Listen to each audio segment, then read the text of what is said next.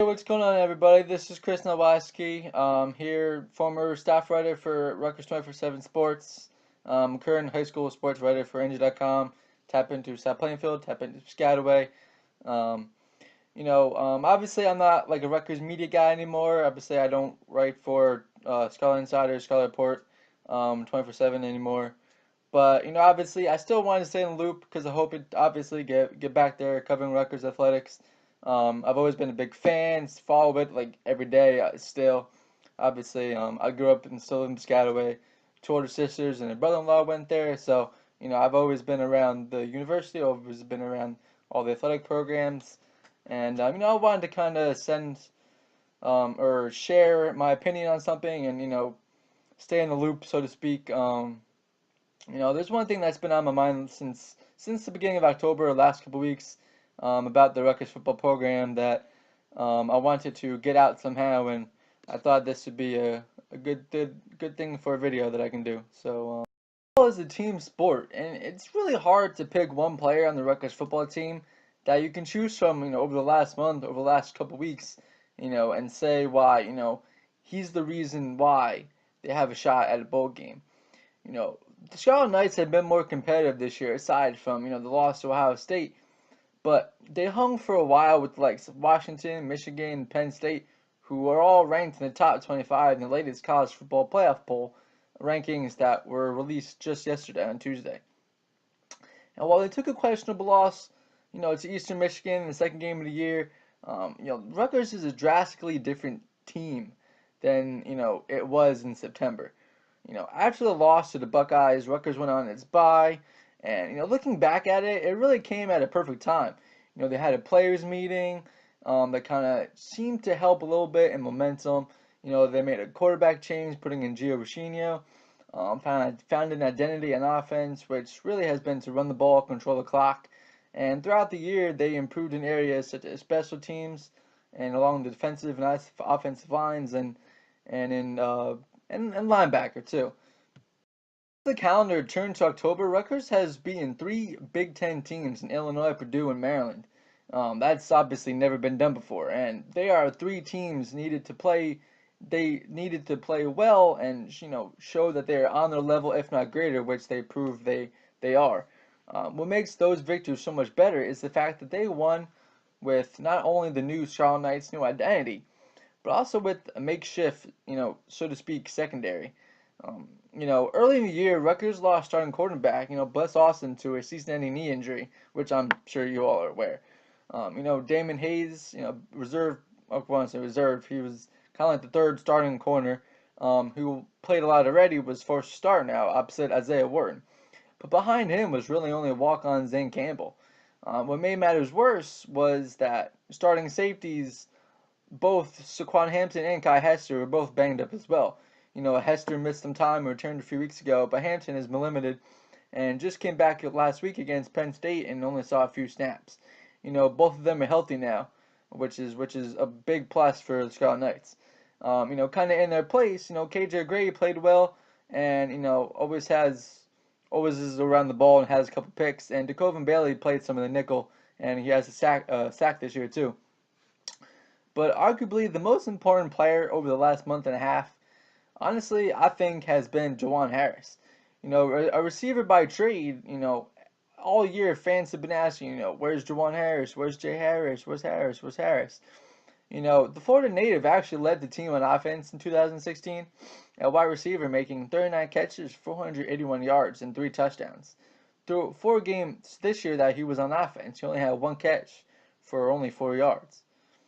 Rutgers throughout the year have went with mostly, throwing to the tight ends, to the running backs, and, have put out young wide receivers aside from Janair Grant when healthy, guys like Hunter Haig, Everett Wormley, and Bo Melton. They had redshirt senior Damon Mitchell played sparingly too, as well as Bailey. But during the bye week, with the injuries to Hampton and Hester at the time, during the bye week, Harris moved to safety, and it took some time, obviously, getting adjusted to and coaching him up, and they kind of simplified the game plans for him.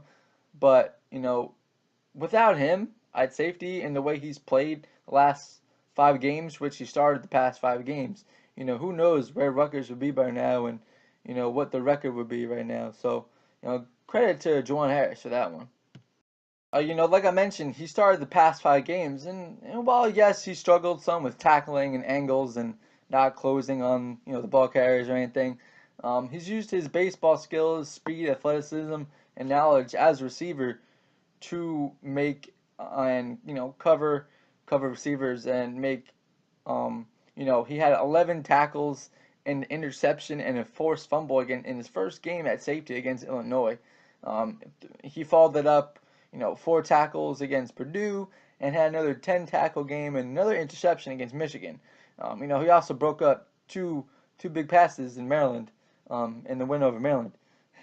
With the move to safety, honestly, and the way he's played, talk about making the coaches look really smart for that one.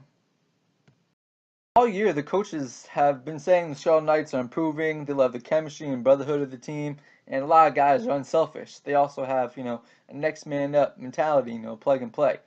Harris has been a prime example of that, as he has played out of his mind and admirably, you know.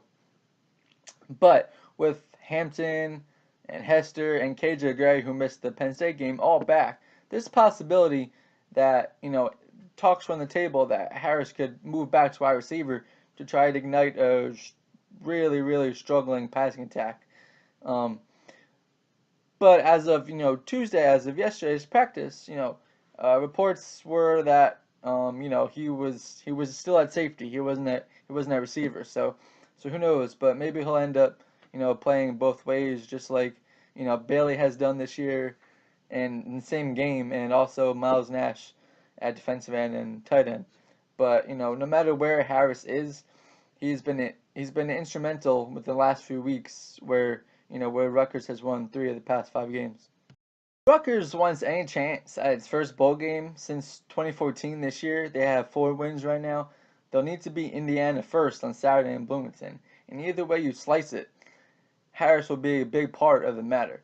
Whether he gets an interception, makes a key tackle, forces a turnover, forces a fumble, or if he catches a few passes for a touchdown, ignites some energy on offense, or even, spends time on special teams. Who knows, but he was going to be a big part. And, there's no doubt that Jay Harris deserves high praise for his unselfish standout performances this year at safety and defense. What makes his play, stand out, good play, raises even more eyebrows was he didn't really play defense at St. Thomas Aquinas in Florida high school powerhouse football team. So, again, football is a team sport, and it's hard to pick one player, as many has stepped up lately over the past month or so. But Harris is really the one of the most notable ones that deserves credit, as well as the coaches for getting him ready. But Harris deserves credit on why Rutgers even has a slim chance, 2 more wins and 2 games to go, to have been a bowl game in Chris Ash's second year as head coach and a very steep rebuild. So, honestly, kudos to you, Jay Harris. Kudos to you, man. So yeah, thanks everybody for listening. Like I mentioned, I covered Rutgers football in the past. Staying in the loop and everything. Been a fan basically my whole life. Having Rutgers in my backyard would do that too. I hope everyone finds this video enjoyable somehow. I'm trying to stay connected in a media sense with Rutgers. So anyway, if you aren't already, subscribe to me. Subscribe to the channel. It would really help me out. Share the video. Just wanted to quickly share my opinion somehow in some way. Also follow me on Twitter at Nalwasky. Trying to build bigger audience. If you're into high school sports too, I cover pretty much everything for NJ.com and Tap Into, South Plainfield, Tap Into, Piscataway. I still basically write every day. I'm a big Chiefs football guy. South Plainfield softball guy. Both really good teams, obviously.